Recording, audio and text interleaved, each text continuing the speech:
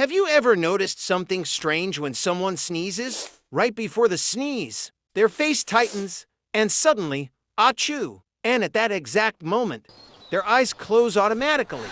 But why does that happen? It's actually controlled by your brain.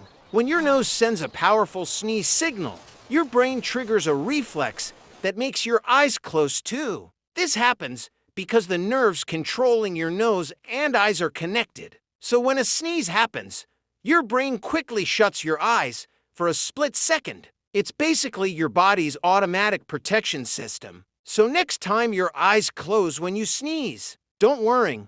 It just means your brain is doing its job.